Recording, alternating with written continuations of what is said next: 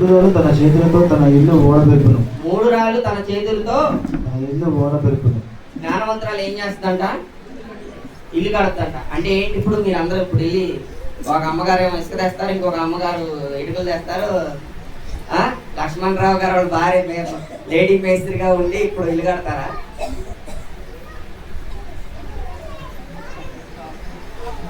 చెప్పండి. ఇల్లు కట్టడం అంటే ఏంటి? జ్ఞానవంతురాలైన స్త్రీ ఏం చేస్తుందంట? తన ఇల్లు కడుతుందంట. 3 రాళ్ళు 3 రాళ్ళు తన ఇల్లు ఓడబెరుకుతుందంట. జ్ఞానవంతురాలు ఇల్లు కట్టడం అంటే ఏంటి? తన కుటుంబాన్ని నిర్మించుకోవడం చక్కగా, అలాగే తన లైఫ్ని నిర్మించుకోవడం అంటే ప్రాముఖ్యంగా. ఇప్పుడు ఇంకా చదువుకునే పిల్లలు, ఎవరైతే ఎదిగే పిల్లలు ఉన్నారో వాళ్ళు ఏం చేయాలి? చిన్నప్పటి నుంచి జ్ఞానంగా ఉంటూ చిన్నప్పుడు బాగా చదువుకోవాలి, తర్వాత మంచి ఉద్యోగం తెచ్చుకోవాలి, సరైన వాడిని ఎన్నుకొని పెళ్లి చేసుకోవాలి, అత్తమామలు బాగా చూసుకోవాలి, ఉద్యోగం వస్తే బాగా చేసుకోవాలి. జ్ఞానవంతురాలు అలాగా తన జీవితాన్ని ఏం చేస్తుంది? నిర్మించుకుంటుంది. జ్ఞానవంతురాలు తన ఇల్లు కట్టుకోవడం అంటే సొంత ఇల్లు కట్టుకోవడం, మంచి డూప్లెక్స్ హౌస్ కట్టుకోవడం ఏదో కాదంటే తన కుటుంబాన్ని చక్కగా నిర్మించుకుంటుందంట, తన కుటుంబాన్ని చక్కగా నడిపించుకునిదంట. అదే అజ్ఞానరాలు ఏం చేస్తుందంట? 3 రాళ్ళు అది నేను చేయాలి ఆ పనులు, మొత్తం నేను చేయాలి, నువ్వు చేయవా అని చెప్పి ఏదో ఒకటి గొడవ పెట్టుకొని నేనే వినాలన్నమాట, నేనే చేయాలా, నేనే తినాలా, నేనే వండాలా, మీరందరూ తింటున్నారుగా, నేను ఒక్కదాన్ని వండితే మీరందరూ తింటున్నారు, మీరు వండండి అంటారా? అంటారా? అప్పుడప్పుడు సెలవులు వచ్చినప్పుడు నేను ఒడిశాలో ఉన్నప్పుడు బాగా తీరిగ్గా ఉండేది. ఇక్కడికి వచ్చాక 100 పనులు పెట్టుకున్నాను కాబట్టి చేయలేకపోతున్నాం. కానీ ఒడిశాలో ఉన్నప్పుడు హాలిడేస్ వచ్చినప్పుడల్లా నేను వండేవాడు. నాకు వచ్చిన వంటలో 3 4 ఒక టమాటా పప్పు, కోడిగుడ్డు పొట్టు, ఇంకా బిర్యానీ, ఈ 3 వచ్చాయి వండేవాడు ఖచ్చితంగా. వండి ఈ రోజంతా నీకు రెస్ట్. మా ఆవిడ అనేది నువ్వు నేను వంట చేస్తాను, సరే నేను వంట చేస్తాను, నువ్వు ఉల్లిపాయలు కట్ చేసి టమాటా కూరగాయలు కట్ చేసి తర్వాత అల్లం వెల్లుల్లి పేస్ట్ పట్టంట, తర్వాత కొత్తిమీర పుదీనా ఉల్లిపాయ, ఇంకా అన్ని నేను చేసేది. లాస్ట్కి మీరు చేశానని చెప్పుకోవడం దేనికి? మొత్తం నాతో చేసిన లాస్ట్లో గెడ్డు మాత్రం చెప్తున్నారండి. ఏం చేయాలి?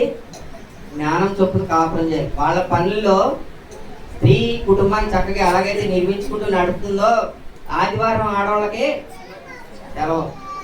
సెలవేనా లేదా? వచ్చేటప్పుడు ఉండొచ్చారా?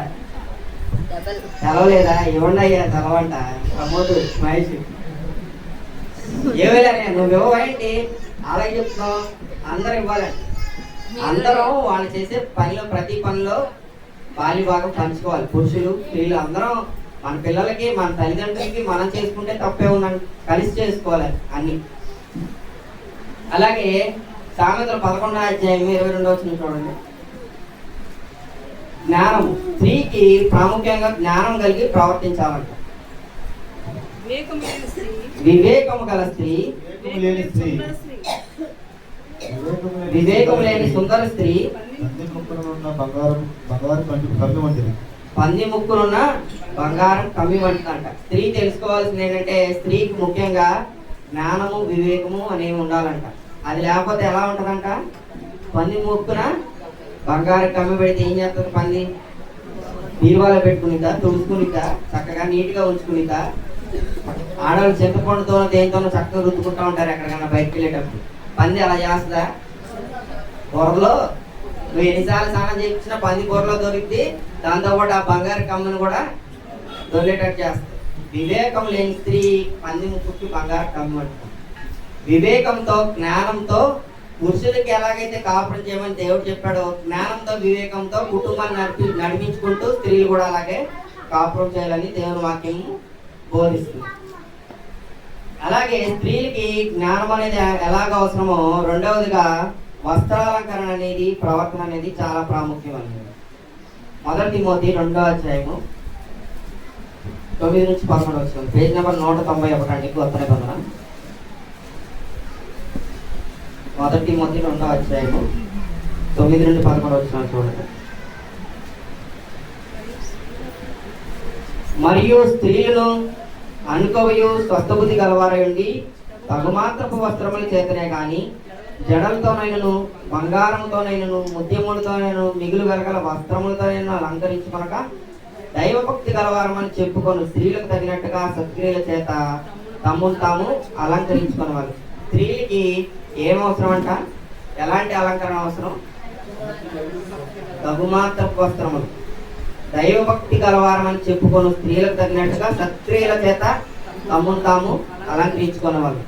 మంచి క్రియల చేత నేను ఈ రోజు అలంకరించుకొని దేవుని మందిరానికి వచ్చాను, ఈ మంచి పని చేశాను అనేవాళ్ళు ఎవరైనా ఉన్నారు స్త్రీలు? చెప్పండి. నేను ఈ మంచి పనులు చేస్తున్నాను, ఈ క్రమంగా నేను ఇది చేస్తున్నాను అని ఎవరైనా ధైర్యంగా చెప్పడం చేస్తారు, కానీ చెప్పడానికి ధైర్యం రాదు. అంతేనా? చేస్తూనే ఉంటారు. నేను పొద్దున్న ప్రసంగానికి ప్రిపేర్ అవుతున్నప్పుడు బైబిల్లో నాకు 3,000 దొరికినాయి.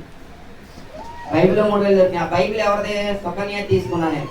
ఏమ్మా ఈ బైబిల్లో డబ్బులని ఏంటి ఇలా పెట్టావు, పిల్లలు పడేస్తారంటే నేను మళ్ళీ తర్వాత డబ్బులు ఉంటాయో ఉండవో అని మీరు ఎప్పుడు ముందే దశంభాగం తీసి జాగ్రత్త చేస్తాను. ప్రతి వారం వచ్చినప్పుడు ప్రతి వారం 1,000 రూపాయలు అలా చందా వేస్తాను.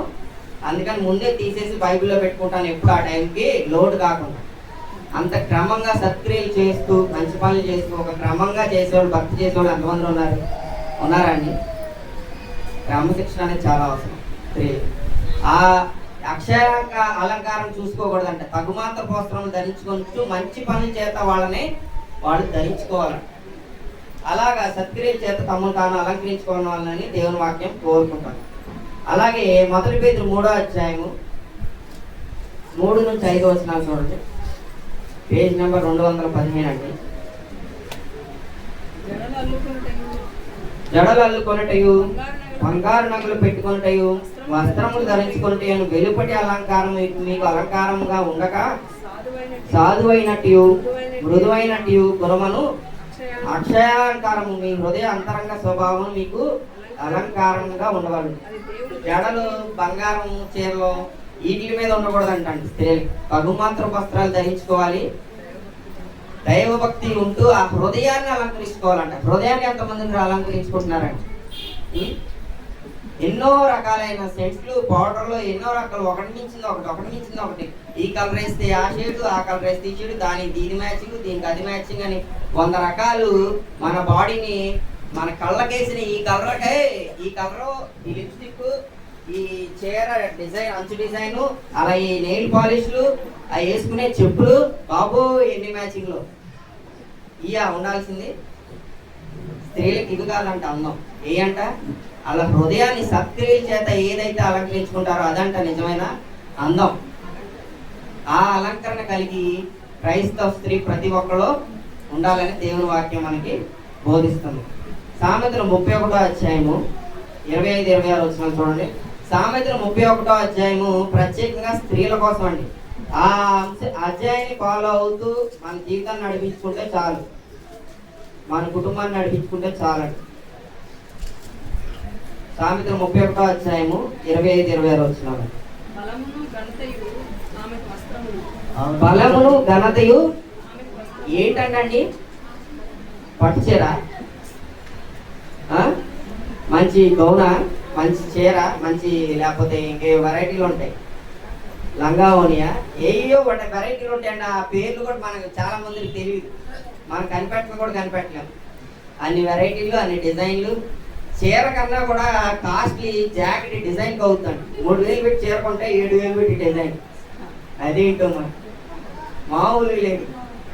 ఇదేదో పెట్టుకుంటే బాగుందా బిజినెస్.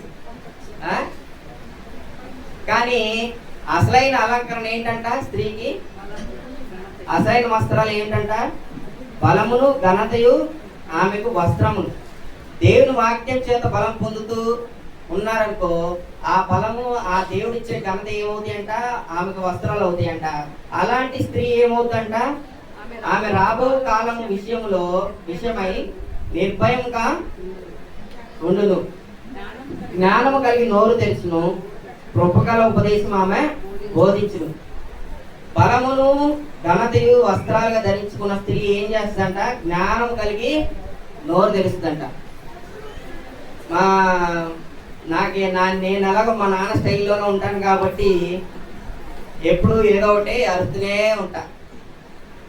మా అక్క నితి మా ఆవిడతో, నువ్వు మీ ఆయన ఎందుకు కొత్త గొడవలు పడరు? ఎప్పుడే అందరూ ఏదో భర్త భార్య అయిన తర్వాత ఏదో గొడవ ఉంటుంది కదా, మీరు ఎందుకు గొడవలు పడరు? ఎప్పుడన్నా ఒకసారి కూడా చూడలేదు ఇన్ని సంవత్సరాలు అంటే. మా ఆవిడ ఒకటే, నా పండ ఒకటేనమ్మా, ఆయన వరుతున్నప్పుడు ఆయన కోపడుతున్నప్పుడు నేను సైలెంట్గా ఉంటా అంతే. ఎంత మంచి పండ అండి. జ్ఞానం కలిగి నోరు తెరవటం అంటే అదేనండి. ఇప్పుడు ఏదో స్ట్రెస్ వల్ల ఏదో బయట ఇంకేదో ప్రాబ్లమ్స్ వల్ల పురుషుడు అరిచాడు అనుకో, అప్పుడు ఏం చేయాలి? మౌనంగా ఉంటే ఆ గొడవ అంతటితో ఆగిపోతుంది. ఎందుకని?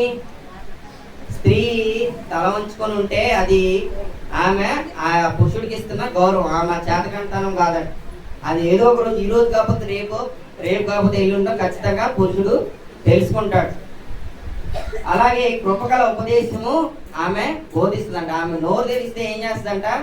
జ్ఞానముగా మాట్లాడిద్దంట. అలాగే నోరు తెరిస్తే కృపగల ఉపదేశం, అందరూ బాగుండాలని, అందరూ మంచిగా ఉండాలని కృపగల ఉపదేశం చేసి ఆ కుటుంబాన్ని నడిపించుకునేదంట జ్ఞానము గల క్రైస్తవ స్త్రీ. అలాగే సామెతలు తీతుకు రాసిన పత్రిక 2వ అధ్యాయం 3 నుంచి 5 వచ్చిన చూద్దాం. ఇప్పటి వరకు మనం క్రైస్తవ స్త్రీకి జ్ఞానం ఉండాలని తెలుసుకున్నాము, మంచి వస్త్రాలంకరణ ఉండాలని తెలుసుకున్నాం, మంచి ప్రవర్తన ఉండాలని తెలుసుకున్నాం. అలాగే మూడవదిగా కుటుంబం పట్ల శ్రద్ధ ఉండాలని తెలుసుకుంటాం. క్రైస్తవ స్త్రీ కుటుంబం పట్ల శ్రద్ధగా ఉండాలి. తీతుకు రాసిన పత్రిక 2వ అధ్యాయం 3 నుంచి 5, పేజ్ నెంబర్ 197. అలాగనే ఆ వృద్ధ స్త్రీలు కొండెకత్తెలను మిగులు మద్యపానాసక్తులనై ఉండక ప్రవర్తనయందు భయభక్తులు గలవారై ఉండవాలని, దేవుని వాక్యం దూషింపబడకుండానట్లు యవ్వన స్త్రీలు తమ భర్తకు లోబడి ఉండాలంట. యవ్వన స్త్రీలు ఎవరైతే కొత్తగా పెళ్ళైన వాళ్ళు, స్త్రీలు ఎవరైతే ఉన్నారో వాళ్ళు ఏం చేయాలంట? భర్తలకు లోబడి ఉండాలంట. తమ భర్తలను, శిశువులను ప్రేమించేవారును, స్వస్థ బుద్ధి గలవారును, పవిత్రులను, ఇంట ఉండి పని చేసుకున్న వారును, మంచివారిని ఉండవాలని బుద్ధి చెప్పుచు మంచి ఉపదేశం చేయవారిని ఉండవాలని బోధించుము. ఎలా ఉండాలంట? ఇంట నుండి పని చేసుకుంటూ, ఇంట్లో వాళ్ళకి ఉపదేశం చేసుకుంటూ స్వస్థ బుద్ధి కలిగి ఉండాలంట స్త్రీ, క్రైస్తవ స్త్రీ. అలాగే భర్తలకు లోబడి ఉండి శిశువులను చక్కగా చూసుకోవాలంట స్త్రీ. చూసుకుంటున్నారండి? చూసుకుంటున్నారు లేదు పురుషులు చెప్పాలి. చెప్తారా? చెప్పరు.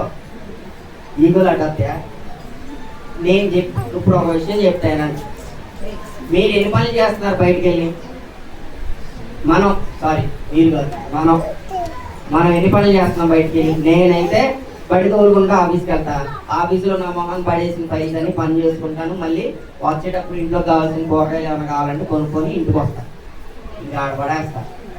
నా పని నేను చూసుకుంటాను, ఫోన్ చూసుకుంటా, ఇంకేమైనా పనులు ఉంటే చూసుకుంటాను, పిల్లలకి వచ్చే పాడించుకుంటాను, కొడుకుంటాను. మీరేం చేస్తున్నారో క్వశ్చన్ చేసుకుంటారు. మీరు ఎంత పని చేస్తారు ఇంట్లో, బయట, ఇంట్లో ఎంత పని చేస్తున్నారు క్వశ్చన్ చేసుకోండి. ఒక స్త్రీ ఎన్ని పనులు చేస్తుంది తెలుసా? చెప్పమంటారా? ఇందాక కూర్చొని ఆలోచిస్తుంటే ఆ లిస్ట్ ఆగట్లేదు నాకు. ఒక స్టేజ్ దాటిన తర్వాత ఎంతో కొంత లిస్ట్ ఆగాలి కదా. నా చెప్పుకున్నాను కదా, ఇప్పుడు మీరు చెప్పుకొని ఉంటారు, మీరు అనుకుని ఉంటారు. ఒక లిస్టు పొద్దున్నే లేగుస్తుంది, ఇల్లు ఊడుస్తుంది, వాకిలు ఊడుస్తుంది, వాకిలు ఊడ్చిన తర్వాత వాకిలి ముగ్గేస్తుంది, మళ్ళీ ఇంట్లోకి వచ్చి స్నానం చేసిన తర్వాత పిల్లల్ని లేపుకొని పిల్లల్ని స్కూల్కి రెడీ చేసుకునేది. పిల్లల్ని స్కూల్కి రెడీ చేసుకుంటూ వాళ్ళకి టిఫిన్ రెడీ చేసి పిల్లల్ని స్కూల్కి పంపిస్తుంది. వాళ్ళకి టిఫిన్ తినిపించి వాళ్ళని స్కూల్కి పంపించిన తర్వాత మళ్ళీ 3 లైన్లు కడతాడు, నాకు టిఫిన్ పెట్టాలని చెప్పి. మళ్ళీ పిల్లలకి టిఫిన్ పెట్టి, భర్తకి టిఫిన్ పెట్టింది, మళ్ళీ భర్తనే ఆఫీస్కి పంపిస్తుంది. భర్త ఆఫీస్కి వెళ్ళిన తర్వాత ఆ తిన్న అంట్లన్నీ మళ్ళీ దోముకునిద్ది, మళ్ళీ తర్వాత ఇడిసిన బట్టలన్నీ ఉంటే అవి బట్టలు ఉతుకున్న తర్వాత మళ్ళీ లంచ్ టైం వచ్చేస్తుంది. లంచ్ అత్తమామలకో మళ్ళీ అన్నదమ్ములకో ఎవరో ఒకరు ఇంట్లో ఉంటారు, వాళ్ళకి వండి పెట్టాలి. మళ్ళీ లంచ్ టైం వస్తుంది, అన్నీ వండి పెట్టాలి. మళ్ళీ వాళ్ళు తినేసిన తర్వాత ఆ ప్లేట్లు కట్టుకోవాలి, అవి చేసుకోవాలి. మళ్ళీ సాయంత్రం అవగానే మళ్ళీ ఏదో ఒక స్నాక్స్ అంటారు, టీ అంటారు, టిఫిన్లు అంటారు, అవి వండి పెట్టాలి. మళ్ళీ అవి కడుక్కోవాలి. మళ్ళీ సాయంత్రం అయితే పిల్లలు స్కూల్ నుంచి వచ్చేస్తారు, మళ్ళీ వాళ్ళకి స్నానం చేయించుకోవాలి, వాళ్ళకి రెడీ చేయించుకుని వాళ్ళకి ఏదో ఒకటి తినిపించుకోవాలి. ఆ తర్వాత మళ్ళీ రాత్రి అయిపోతాము, వెంటనే పొద్దున అయిపోయింది, మధ్యాహ్నం అయిపోయింది, సాయంత్రం అయిపోయింది. మళ్ళీ సాయంత్రం అయిపోతే మళ్ళీ ఆకలి వేసేస్తుంది అందరు, ఇంట్లో ఉన్న వాళ్ళ పురుషులకి అందరు. మళ్ళీ వాళ్ళకి వండి పెట్టాలి, మళ్ళీ వాళ్ళకి వాళ్ళు తిన్నవి కడుక్కోవాలి, బట్టలు ఉతుక్కోవాలి, ఇంకా ఎన్నో పనులు. ఇంకా దానికి అసలు ఆ లిస్టు ఇవన్నీ చేసిన తర్వాత వాళ్ళకి ఎవరైనా హెల్ప్ చేస్తారా? ఇంట్లో ఒక్క పిల్లోడే ఉన్నాడు, ఇంకో పిల్లోడు కానాలంటారు. ఎన్ని పనులు వాళ్ళు చేసే పనులకి లిస్ట్కి ఎండింగ్ ఉండదు, నెవర్ ఎండింగ్ ప్రాసెస్. సో ఈరోజు ఉమెన్స్ డే కాబట్టి ప్రతి పురుషుడు ఏం చేయాలి? అప్రిషియేట్ చేయండి. హ్యాపీ ఉమెన్స్ డే చెప్పి ఒట్టి ఉమెన్స్ డేతో వాళ్ళని అప్రిషియేట్ చేసి విష్ చేసి చేతులు దులుపుకోకుండా ఒక చాక్లెట్, ఒక ఫ్లవర్ బుకేనో, ఒక చీరో ఏదైతే అది గిఫ్ట్ ఇవ్వండి. అన్ని పనులు చేస్తున్నారు కాబట్టి, అంత కుటుంబాన్ని నడిపించుకున్నారు కాబట్టి, అవన్నీ చేస్తా కూడా భర్తతో పాటు మళ్ళీ వ్యాపారానికి వెళ్తారు, ఆఫీస్కి వెళ్తారు. ఒకవేళ కొంతమంది స్త్రీలు ఎంత డెవలప్ అయి ఉన్నారంటే ఇంట్లో పని చేస్తారు, మళ్ళీ ఆఫీస్కి వెళ్ళి పని చేస్తారు, ఆఫీస్లో పని చేసి వచ్చి మళ్ళీ ఇంట్లో పనులు కూడా చేస్తున్నారు. అలాగే కొంతమంది స్త్రీలు ఎలా ఉన్నారంటే ఆఫీస్లో పని చేస్తూ ఇంట్లో ఉన్న భర్త కంటే కూడా ఎక్కువ సంపాదిస్తారు. ఇంట్లో పని చేస్తారు, మళ్ళీ ఆఫీస్లో పని చేస్తారు, భర్త కన్నా కూడా ఎక్కువ సంపాదించే స్త్రీలు ఉన్నారు. ఎంత గొప్ప విషయం అండి. మనం అది చేస్తామా? నేను ఆఫీస్లో కష్టపడచ్చు, నేను బయట కష్టపడచ్చు, ఇంట్లో కష్టపడినా అంట. ఇన్ని పనులు చేస్తూ కుటుంబాన్ని చక్కగా నడిపించుకుంటున్న స్త్రీని మనం అప్రిషియేట్ చేయాలి. కుటుంబాన్ని చూసుకోవాల్సిన బాధ్యత స్త్రీలకు ఉందని చెప్పి దేవుని వాక్యం బోధిస్తుంది. ఎఫెసీ సామెత గ్రంథము 31 అధ్యాయము 15 వచనం నుంచి 17 వచనాలు చూడండి.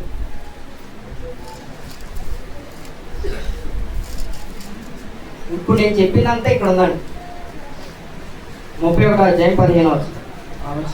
ఆమె చీకటితోనే లేచి తన ఇంటి వారికి భోజనం సిద్ధపరచును, తన పనికత్తెలకు బద్దెము ఏర్పరచును, ఆమె పొలమును చూచి దానిని తీసుకొనును, తాము కూడబెట్టి ద్రవ్యం పెట్టి ద్రాక్ష తోట ఒకటి నాటించును. ఆమె నడికట్టు చేత నడుము బలపరుచుకొని చేతులతో బలముగా పనిచేయదు. ఏం చేస్తుందంట? స్త్రీ చీకటితోనే లేచి పనిచేస్తాం ప్రారంభించిందంట. కుటుంబంలో పిల్లల్ని, శిశువులు చూసుకోవాలి, పాలించుకోవాలి, ఎన్ని పనులు చేయాలి స్త్రీ. కుటుంబాన్ని అంత చక్కగా నడిపించుకోవాల్సిన బాధ్యత స్త్రీకి ఉంది. ప్రతి ఒక్క క్రైస్తవ స్త్రీ కుటుంబాన్ని భక్తిలో పెంచుకోవాలి, అలాగే బాధ్యతగా పెంచుకోవాలి. లోకాసు వార్త 8వ అధ్యాయం చూడండి. చివరిగా మనం తెలుసుకోవాల్సింది ఏంటంటే స్త్రీకి జ్ఞానము, అలాగే మంచి క్రియలని అలంకరణ ఎలా ఉండాలో, ప్రవర్తన ఎలా ఉండాలో, అలాగే కుటుంబం పట్ల బాధ్యత ఎలా ఉండాలో, ప్రాముఖ్యంగా విశ్వాసం అనేది ఉండాలి. లోకాసు వార్త 8వ అధ్యాయము 43వ వచనం చూడండి.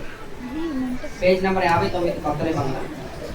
అప్పుడు 12 ఏళ్ల నుండి రక్తస్రావం రోగం గల ఒక స్త్రీ, అప్పుడు 12 ఏళ్ల నుంచి రక్తస్రావం గల ఒక స్త్రీ ఎవరి చేతను స్వస్థత నొందినదై, ఎవ్వరి చేతను స్వస్థత నొందనిదై ఆయన వెనుకకు వచ్చి ఆయన వస్త్రపు చెంగు ముట్టాను. ఆయన వస్త్రపు చెంగును ముట్టాను. వెంటనే ఆమె రక్తస్రావము నిలిచిపోయేది. ఇక్కడ మనం ఫుట్ నోట్స్ లో చూసినట్లయితే ఏమనుందండి? కొన్ని ప్రాచీన ప్రతులలో స్త్రీ ఉండెను, ఆమె తన జీవనోపాధి ఎంతయో వైద్యులకు వ్యయం చేసి అన్ని కూర్చబడి ఉంది.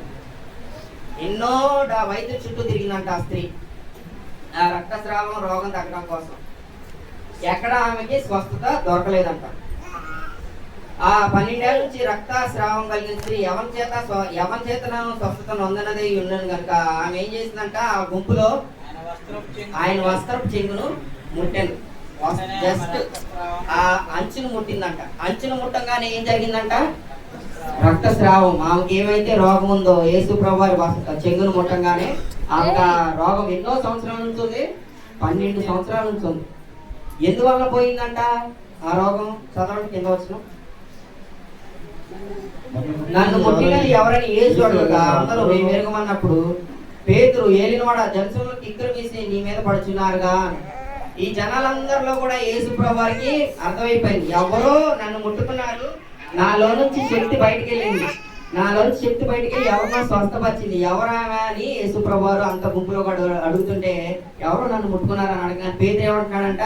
ఇంతమంది జనసమూహం ఉన్నారు, ఈ కిక్కిరిసిలో ఎవరో ముట్టుకుని ఉంటారులేయా అన్నాడు.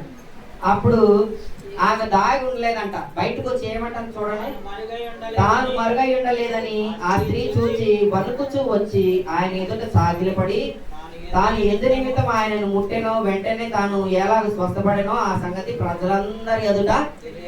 అదే ఆ స్త్రీ దాక్కుందా? అమ్మో నాకు రక్తస్రావం ఉందని చెప్పి నేను అందరికి తెలిసిపోతాను భయపడిందా?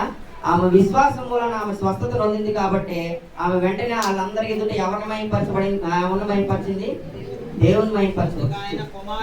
అందుకు ఆయన కుమారి నీ విశ్వాసము నిన్ను స్వస్థపరచను, సమాధానం గలవానివై పొమ్మని ఆమెతో చెప్పాను. ఏం స్వస్థపరిచిందంట? నాలో శక్తి ఉంది, నేను నిన్ను స్వస్థపరచానని చెప్పారా దేవుడు? ఏం స్వస్థ? ఆయన వస్త్రం చెంగు ముట్టినా చాలు, నాకున్న 12 సంవత్సరాల నుంచి నాకున్న రోగం మొత్తం పోద్ది అని చెప్పి ఆమె విశ్వాసం వలన ఆమె స్వస్థపరచబడి. అలాంటి విశ్వాసం మనకేమైనా ఇబ్బందులు ఆటంకాలు ఎదురైతే ప్రతి ఒక్క స్త్రీకి ప్రాముఖ్యంగా ఉండాల్సింది ఇటువంటి విశ్వాసం. ఆ విశ్వాసం కలిగి ప్రతి ఒక్క స్త్రీ ఉండాలని నేను కోరుకుంటున్నాను. అలాగే చివరిగా మంచి హృదయం ఉండాలండి స్త్రీకి. సాధువైన హృదయము, దయ కలిగిన హృదయం ఉండాలి. ప్రాముఖ్యంగా కైండ్ హార్ట్ అనే వచనానికి మనం నిదర్శనం ఎవరిని చెప్పుకుంటాం? చివరిగా మనం ఒక క్యారెక్టర్ తెలుసుకోబోతాం. యెహోషువ 2వ అధ్యాయము 9 నుంచి 14 చూడండి, పేజ్ నెంబర్ 178 అండి.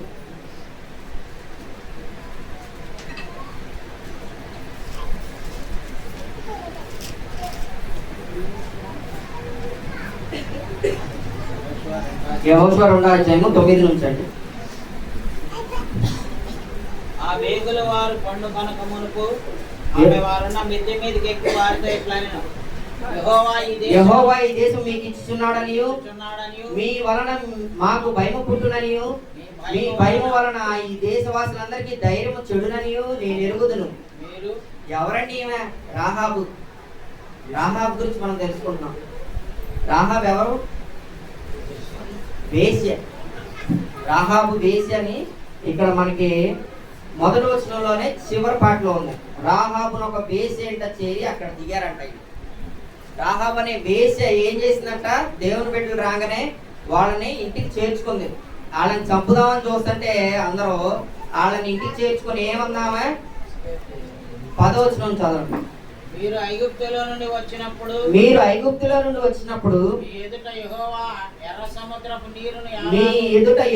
ఎర్ర సముద్ర నీరును ఎలాగో ఆరిపోజేసినో యొర్దాను తీరమునున్న అమోరీయుల ఎదుట ఇద్దరు రాజులైన సీహోనుకును ఓగునకును మీరేమి చేసిదిరో అనగా మీరు వారిని ఎలాగో నిర్మూలం చేసిదిరో ఆ సంగతి మేము చూసిన వాళ్ళు కూడా అంత విశ్వాసం ఉండదండి. ఏమో విన్ని భయపడుతుంది. మేము వినినప్పుడు మా గుండెలు కరిగిపోయాయి. వీళ్ళందరికీ ఏమైపోయింది అంట? రహాబుకి వాళ్ళ ఇంట్లో ఉన్న వాళ్ళందరికీ గుండెలు కరిగిపోయింది అంట దేవుని శక్తి గురించి తెలుసుకోగానే.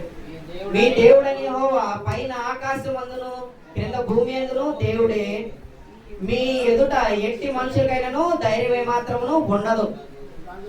ఆ వినగానే ఆమె గుండె కరిగిపోయి ఏమని చెప్తుంది? పైన ఆకాశమే కానీ కింద భూమి కింద కానీ యెహోవా దేవుడు, మీ ఎదుట ఏ మనిషి నిలవలేడు అయ్యా, మమ్మల్ని మాత్రం కాపాడనని కోరుకుంది. చూడండి 12వ వచనం. నేను మీకు ఉపకారం చేసింది కనుక మీరును నా తండ్రి ఇంటికి ఉపకారం చేసి నాకు నిజమైన ఆనవాళ్ళు ఇచ్చి నా తండ్రియు నా తల్లియు నా అన్నదమ్ములను నా అక్క చెల్లెలను వారికి కలిగిన వారందరూ చావకుండా బ్రతుకనిచ్చు రక్షించినట్లుగా దయచేసి యెహోవా తోడని ప్రమాణం చేయుడని. ఎంత తెలివిగలతో చూడండి. ఆమె ఎవరు? వేశ్య. శరీరాన్ని అమ్ముకునేది. ఆ శరీరాన్ని ఆ ఏంటి అందము, మోస్కరము, సౌందర్యము ఎవరు తెలుసుకున్నారు ఈ విషయం? యెహోవాందులు భయభక్తులు కలిగిన ఈ స్త్రీ తెలుసుకుని ఏం చేసింది? తెలివిగా నేను మిమ్మల్ని శత్రువుల నుంచి తప్పించాను కాబట్టి మీరు ఎలాగో ఈ దేశం మీద యుద్ధం చేస్తారు, వీళ్ళందరినీ నిర్మూలన చేస్తాడు. మీ దేవుడు ఆకాశం మీద భూమి మీద గొప్ప దేవుడు. ఆయన గురించి మేము విన్నప్పుడు మా గుండెలు కరిగిపోయి ఆమె భయపడి ఏం చేసింది? వాళ్ళని మాకు ఆ ఆనవాళ్ళు తెలియచేయండి అని వేడుకొని తెలివిగా ఒక్కటే నేను నా పిల్లలు ఉంటే చాలు అనుకుందా? చూడండి, మీ ప్రతి ఒక్క స్త్రీకి కావాల్సిన బాధ్యత ఇదేనండి. నా తండ్రియు నా తల్లియు నా అన్నదమ్ములు నా అక్కచెల్లెళ్ళు వారిని కలిగి ఉన్న వారందరూ చావకుండా బ్రతుకు రక్షించినట్లుగా వారికి ఉన్న వారందరూ అంట ఒక్కళ్ళతో మొదలు పెట్టాల, కుటుంబాలు, బంధువులు, వాళ్ళ బంధువులు అందరూ రక్షించబడేట్లుగా సమస్తం వాళ్ళ కుటుంబంలో ఉన్న వాళ్ళందరూ రక్షించబడేట్లుగా ఆనవాళ్ళు అడిగిందండి. అందరినీ రక్షించుకుంది. యెహోషువ 6వ అధ్యాయం 22వ వచనం చూడండి.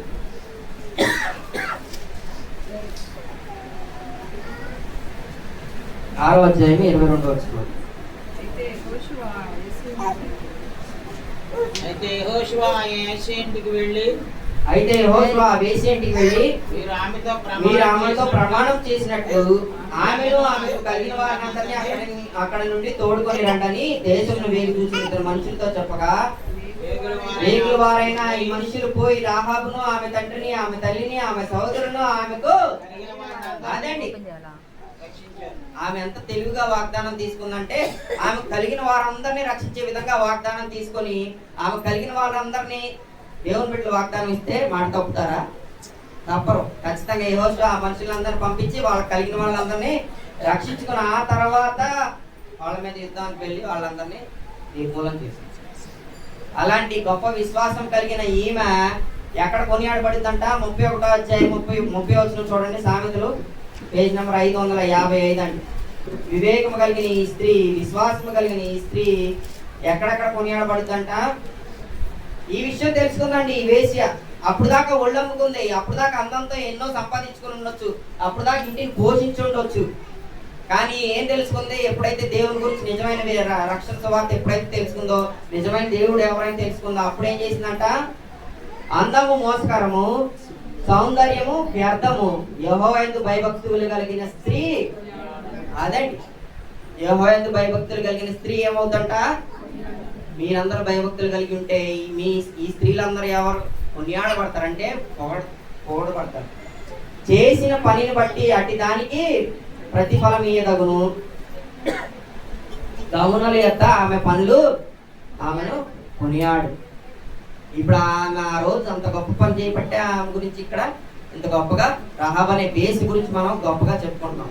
ఆమె ఏ వంశావళిలో చేర్చబడింది? మత్తయి సువార్త 1వ అధ్యాయం చూడండి. మత్తయి సువార్త 1వ అధ్యాయంలో చూసినట్లయితే మనకు తెలుస్తుంది. 5వ వచనం యేసుక్రీస్తు వంశావళి లిస్ట్ ఉంది అక్కడ. 5వ వచనం చదవండి. నయస్సోను సల్మాను కనెను, సల్మాను రాహాబు నందు బోయాజు కనెను, బోయాజు రూతు నందు ఓబేదును కనెను. ఇదంతా ఎవరి వంశావళి? యేసుక్రీస్తు వంశావళి. యేసుక్రీస్తు వంశావళిలో చేర్చబడింది. బైబిల్లో మత్తయి సువార్త 1వ అధ్యాయంలో 5వ వచనంలో ఆమె ఆ రోజు ఆ పని చేసి దేవుని బిడ్డలను రక్షించబట్టి, ఆ తర్వాత ఆ కుటుంబాన్ని రక్షించుకోబట్టి, ఆ కుటుంబం అంతా దేవుని ఆరాధించబట్టి ఆమె ఇప్పుడు ఎక్కడ కొనియాడబడుతుంది? గౌనుల యొద్ద యెహోవాయందు భయభక్తులు కలిగిన స్త్రీ కొనియాడబడుతుందంట. సో క్రైస్తవులైన స్త్రీలందరూ భయభక్తులు కలిగి వెలుపటి అలంకారం కాకుండా ఇన్సైడ్ బ్యూటీని చూసుకొని, ఇన్సైడ్ బ్యూటీని డెవలప్ చేసుకున్న ప్రతి ఒక్క స్త్రీ ఏం చేయబడింది? కొనియాడబడు. ఇంతవరకు వాక్యం అని మీ అందరికి నా వందనాలండి. అలాగా మన సంఘంలో ఉన్న ప్రతి ఒక్క స్త్రీ ఉండాలని నేను కోరుతున్నాను. నేను రాసేది సరిపోవట్లేదని మా తమ్ముడు పెద్ద బుక్ తీసుకొని ఇచ్చాడు. ఒక 6-7 పేజీలు రాత్రంతా కూర్చొని రాసుకున్నాను. చివరిగా మనం తెలుసుకోవాల్సిన చివరి పాయింట్ నోట్ ఏంటంటే, స్త్రీల గురించి తల్లిగా మనకు జన్మనిచ్చి, అక్క చెల్లిగా తన ప్రేమను పంచి, భార్యగా తన జీవితాన్ని దారపోసి, బిడ్డగా అనురాగం పంచుతూ మన జీవితాల్లో వెలుగు నింపుతున్న స్త్రీ అందరికీ మహిళా దినోత్సవ శుభాకాంక్షలు. మగాళ్ళు లేకపోయినా స్త్రీ బతకగలదంట. ఎందుకని? స్త్రీకి ఆత్మవిశ్వాసం ఎక్కువ. కానీ స్త్రీ లేకుండా మగాడు బ్రతకలేడు. ఎందుకంటే మగాడి ఆత్మవిశ్వాసమే స్త్రీ అంట. అది ఈ లైన్ ఎక్కడ రాసి పెట్టింది? 1వ అధ్యాయంలో ఉంది. ఏమని? పురుషుడికి సాటి అయిన సహాయము స్త్రీ అని రాసింది, కానీ స్త్రీకి సాటి అయిన సహాయము పురుషుడని కాదు. సో అది తెలుసుకొని ప్రతి ఒక్క పురుషుడు స్త్రీ పట్ల గౌరవంతో, ప్రేమతో, జ్ఞానం చొప్పున కాపురం చేయాలని నేను కోరుకుంటున్నాను. ఇంతవరకు వాక్యం మీ అందరికి నా వందనం.